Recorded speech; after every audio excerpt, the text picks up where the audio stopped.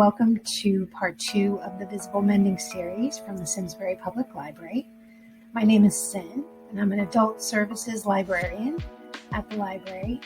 And today's video is going to show you the tools that you'll need to repair denim using patches, both on top of the repair that you need to make, as well as underneath. And we'll go over the stitches and the techniques that you'll need from a beginner's perspective, because that is what I am as well. So let's get to it and see what we can repair today. One of the resources available for creative makers and crafters is Craftsy. This is an online resource that shares tutorials and instructional videos, and you can access it through the library's website. I'll show you how to do that via Hoopla or via Libby. So this is the front page of the Simsbury Library website. We're going to go to Downloadables, which is on the top menu here. We're going to scroll down. And Craftsy is here, but we're going to access Craftsy through Hoopla. So let's click on Hoopla. Now I'm already signed into Hoopla. They require an email address and password, and that's how you set up your account through the Simsbury Library using your card number. So I'm going to assume that you already have an account with Hoopla. If you don't, it's pretty easy to sign up. So this is the Simsbury Public Library front page of Hoopla on and to access Craftsy, we're going to go to Browse, Television. Now this is National Craft Month. You could just click here, but not every month is National Craft Month, although it is for some. We're going to go to Genres and Collections down here. And under Browse Television, under Collections, and all collections, Craftsy is down here. It's an alphabetical list. So it'll be in the same place every time. Let's click on that. And then what you see come up is videos. These are sorted right now just by a default setting. You can sort them by popularity. You can sort them alphabetically, user ratings, to see which ones are the best techniques or presented in the best way. Or you can sort by the newest to oldest. So that's how you access it through Hoopla. So here I am accessing my Libby account on my phone. This is my account. I go down to the library icon on the bottom and click that. And now I'm in the Simsbury Library page for Libby. I scroll down to Extras, click on Craftsy, click on the Get button, and this should open the craftsy.com site, giving you access to all the videos and tutorials to watch on your mobile device. So I'm going to click on Sew. I'm going to see what the sewing classes have to offer. Scroll down. I'm going to pick the ins and outs of embroidery just to see what that looks like. And I can scroll down and look at all the video segments that come with this particular class. Pick one that I want to see. And then I can scroll up to the top and click play on the video, and my video starts playing. So that's how you access Craftsy through the Libby app.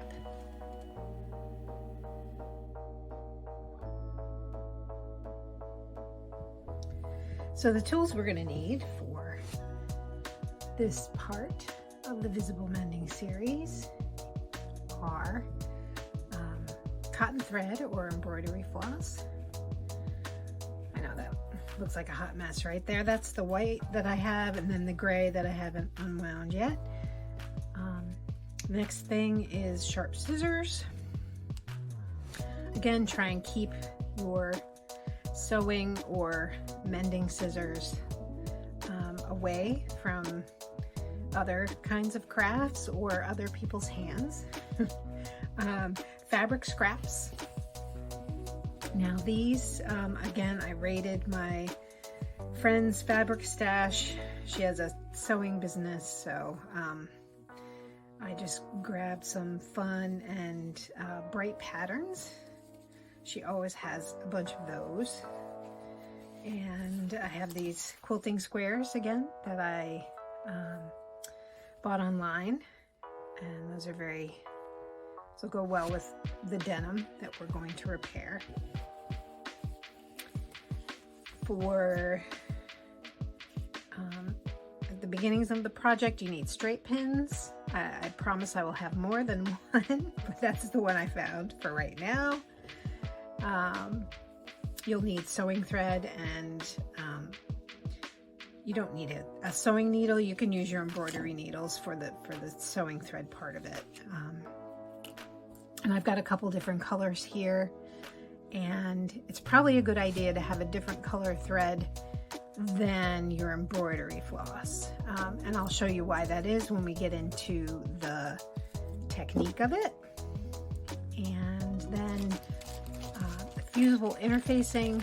This will help build up some of these cotton fabrics that are a little flimsier than the denim, and it's a good idea to have a fabric that is about the same weight as the denim, and the fusible interfacing, which is you just iron it on the wrong side of the fabric, will give it that weight, and it will make your mending last a lot longer. So I think that's it for tools. We're going to move on, and I'll show you the first technique. The first technique we're going to try is the patch that's going to go underneath. Now this is a pretty significant rip in these jeans. So the first thing we're going to do is we're going to clean up all these frayed strings, but probably leave this more fuzzy part here. Maybe give that just a tiny trim, but we are going to leave some of it because that's the fun of it with denim, is to have a little bit of rough edge showing. So I'm going to clean that up.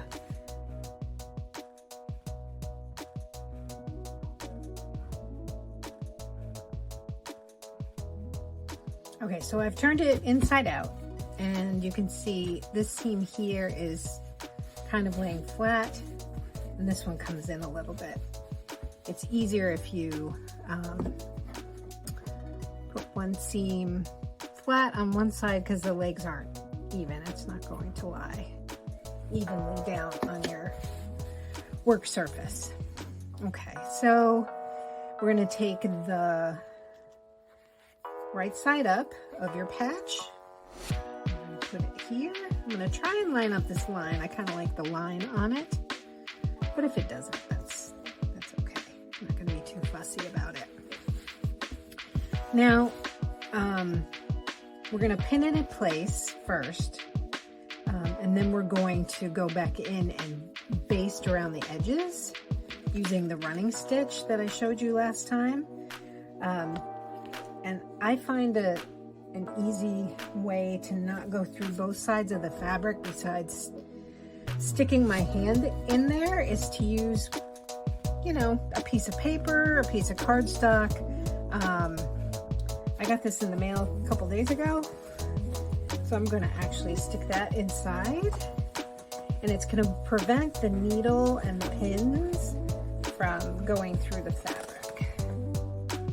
All right, so I've got my little mail thing under there, as you can see, and I've got my patch where I want it. Okay, so we're going to take our pins and we're going to pin around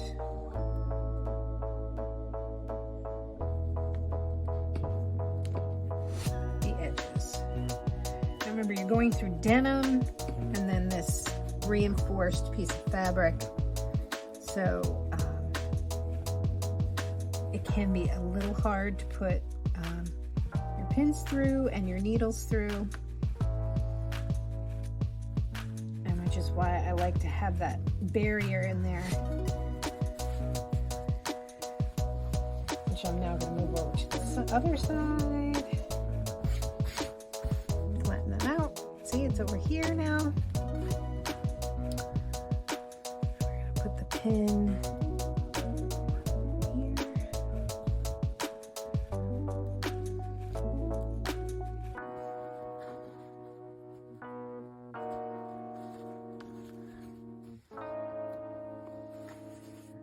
Another pin in the corner, other corner.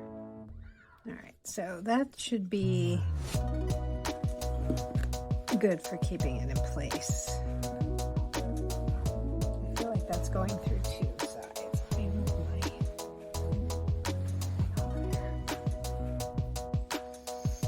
Once you have the four corners pinned, your fabric in place, you can start doing your basting. And basting is a running stitch, but it's a wide apart running stitch. So I'm going to get us started. And you'll notice you'll notice two things. I'm using a different color thread that's really going to be obvious on the fabric, both the denim and the patch. And I'm using a really long piece of thread because if you watch the first part of this series, I kept running out of thread, which is a very rookie mistake, but you know, that's what we are. We're rookies and we're just learning. So here we go. We're gonna start basting around the patch. So this is a very large stitch.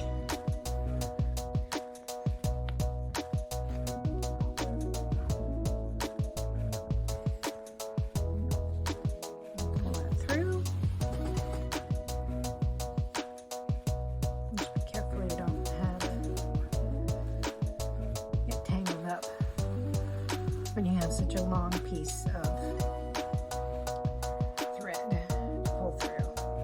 All right, so I'm going to baste around this edge at the higher speed, so you don't have to watch that.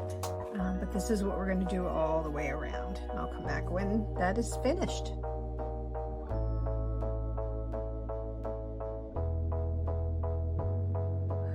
I stopped in the middle of the time lapse because I realized that I'm probably going to trim this patch right to the edge of the seam, because I'll take this pin out and show you. The rip doesn't quite go to the seam, so I think I'm going to make it a little easier on myself, because I would have a very hard time hand sewing through this seam. So I'm going to trim the patch to this line and then continue basting.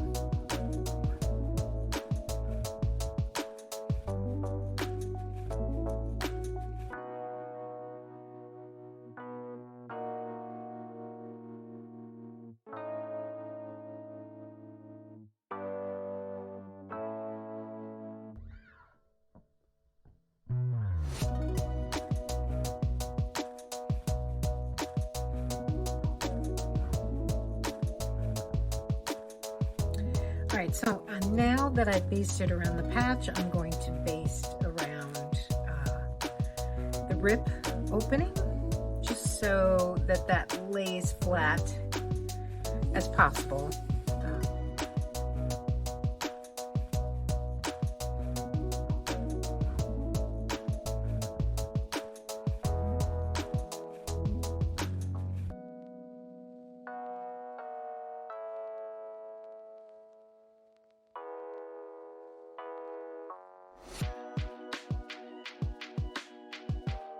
I've basted around the rip, and I've got a framework for the patch with my basting. Now I've threaded my needle, and again I've used an excessive amount of thread, but you thread the needle with your floss or cotton embroidery thread, and you leave about, I don't know, whatever you're comfortable with. I've got about, I don't know, 5 inches here, so that it doesn't come off of the needle, but you're going to be using a single thread to pull through, and then there's a knot at the end of that. Okay, and we're going to start from the inside, and we're going to use this as a guideline, our basting.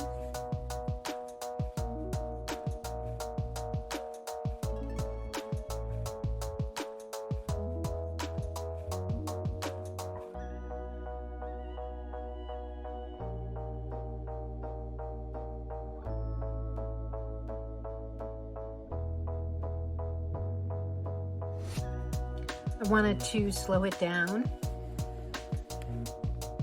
to show you how I'm putting the stitches in up close. With these long needles,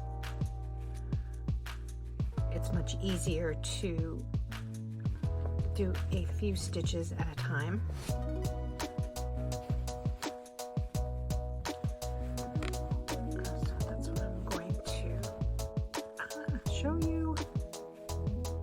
And this is when a thimble is good, because I could push that through a little easier using a thimble. But if you don't have one, it is fine. All right, so that's there. So now when I'm going to the edge here, I know my patch edge is just beyond this basting stitch. I'm going to put my needle in.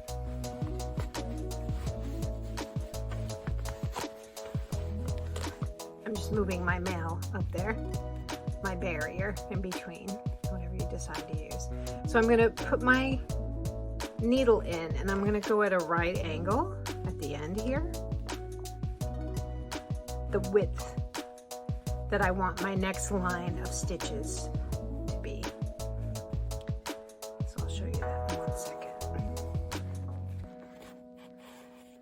So as I did that, it's putting the last stitch in on this line and starting my new line where I'm going to begin to stitch. And I also wanted to show you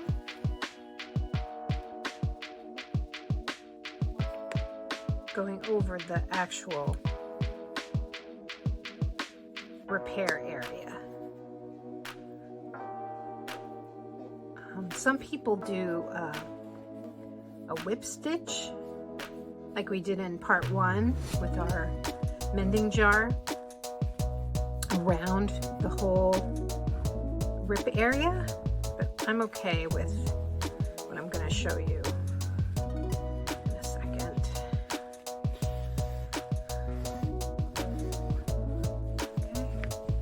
Also take note that these are not symmetrical. They are not entirely straight in a straight line, but that's not the look we're going for. We're going for handmade. We're going for just casual mending repair. All right, so I'm starting, or I'm ending this particular stitch, it is starting right before the mended area here, like that. So I'm going to put a stitch in there. It's probably a little shorter than I've been doing. Okay, I'm going to just go through the actual patch, and I'm putting the needle just before the other part of the mending area, or the rip, so that these stitches will not only be visible, but they will hold down those areas and let them lie flat. I've been more successful here, which is fine, but I'm going to continue doing that along the way. So it lies a little flatter and will probably wash better when you put this in the laundry to do.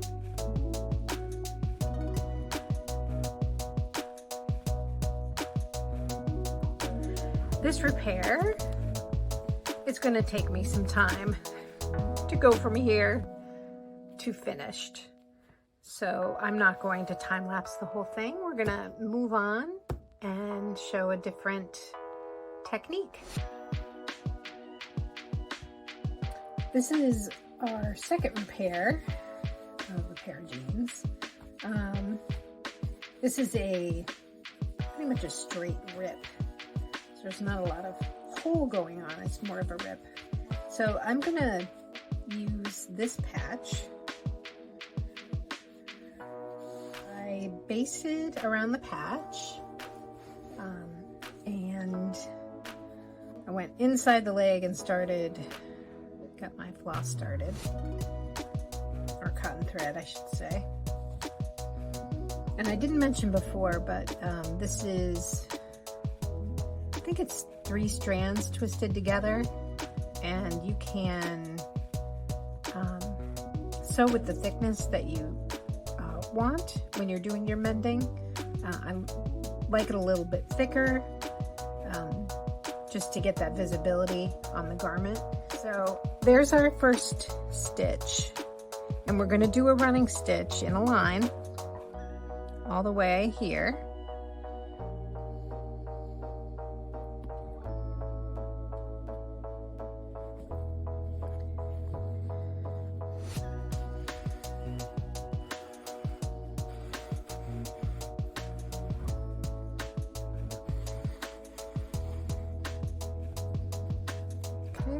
And we're just going to keep going on that line. Here I skip ahead to the second row of stitches to show you the technique. Alright, so I have that stitch there. The stitches are supposed to be opposite of the line before it. Okay, so I need to move it a little bit. Sorry everybody. So I will put my needle in here where this stitch ends on that side. Push it through. If I wanted to make 2, I'm going to put my needle in here where this stitch ends. You see that? And then bring my needle up where that stitch started.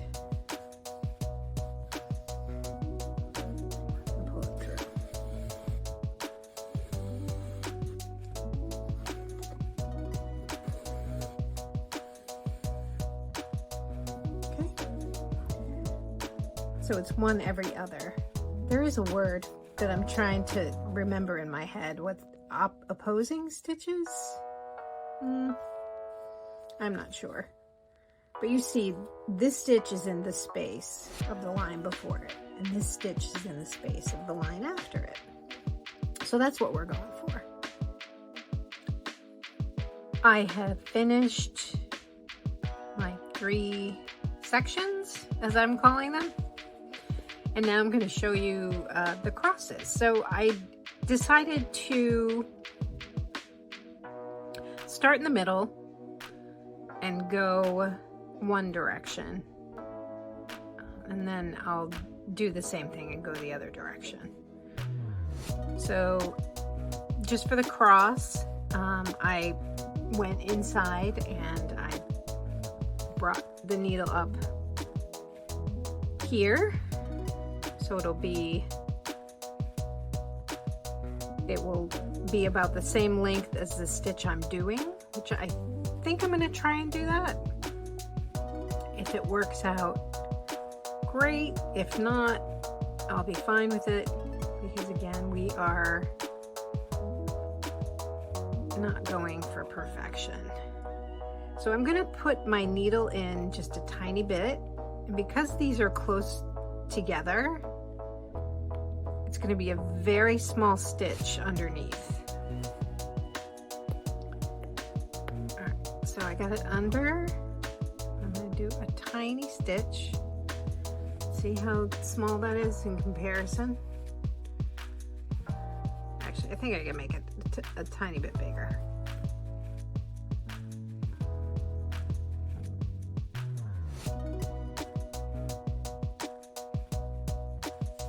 Yeah, I think I'm okay with that. All right, so there's our first stitch. And depending on how close the lines are, you know, is how much of a stitch you'll have underneath. But some people draw a grid to do these. That's not the kind of class you're watching. But there are plenty of classes on Craftsy. I'm sure you can find some more precise ways of visible mending. But here we go. So I'm putting the needle through here to make my cross. So it's about the same length as the one that's the stitch that's opposite of what I'm doing. And I'm also putting my needle out, just eyeballing where it should start to cross the next one.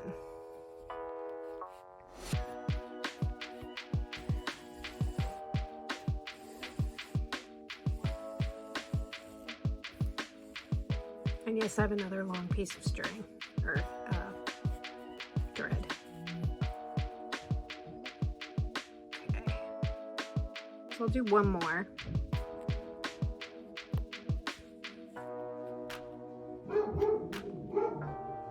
Oh, that's my dog.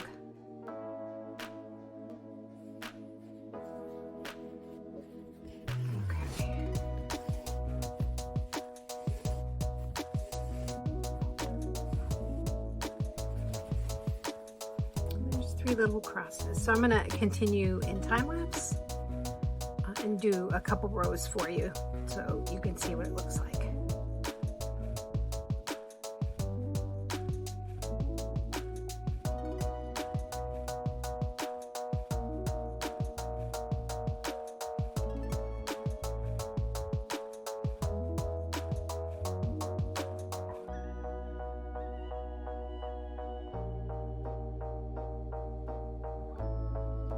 I've done almost 3 rows of the little crosses and X's, and you can see they are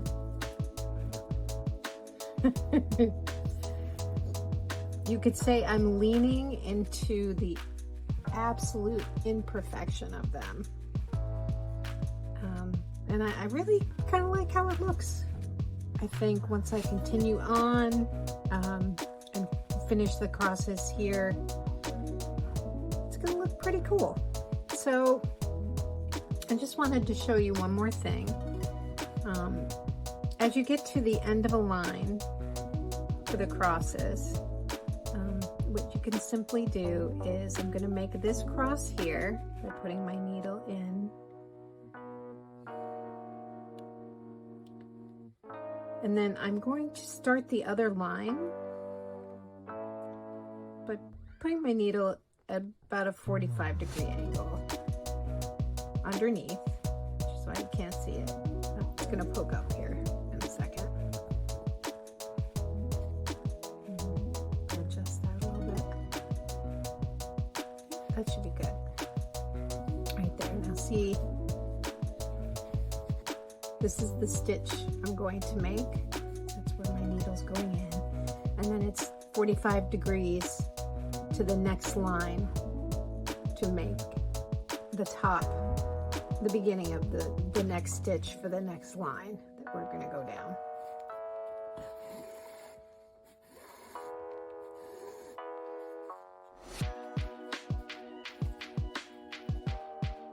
So that stitch and this one, and then I can just continue on.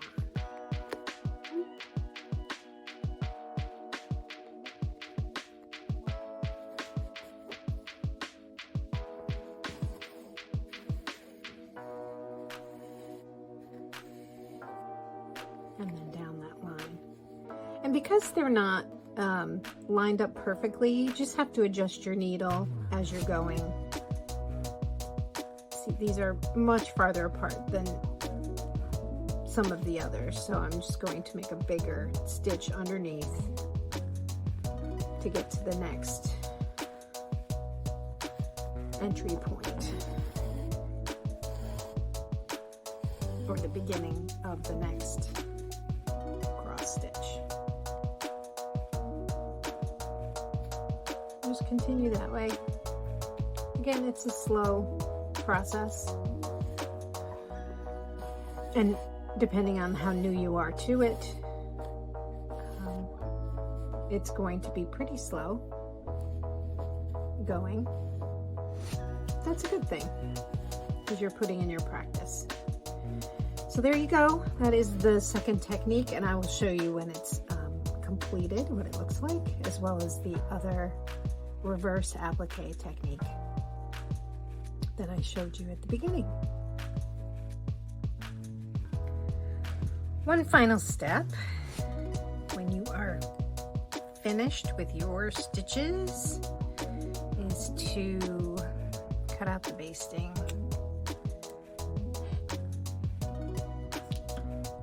Thread.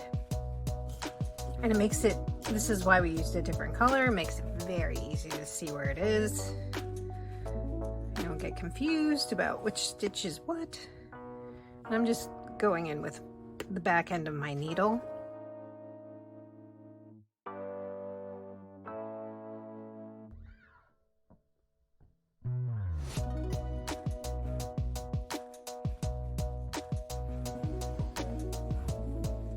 I've taken all the basted stitches out.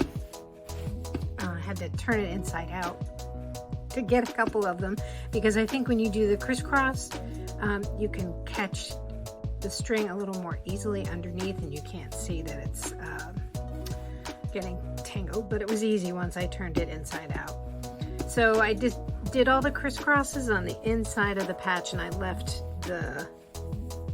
this kind of free-form arrow design uncrossed on the edge, and I did leave the patch with the edges rough or raw. That was a choice that I made. You can always turn those under if you want, and have a cleaner edge. But there, that's the finished product with the nod to Sashiko stitches. And here's the other one. Do it that way. These are just the straight running stitch with the patch underneath, which I believe they call reverse applique. And yeah, those were just the back and forth stitching right over the patch. And I did trim this up on this was the beginning of the rip, and I think I like the look of the more trimmed but still frayed edge of the repair. So there you go.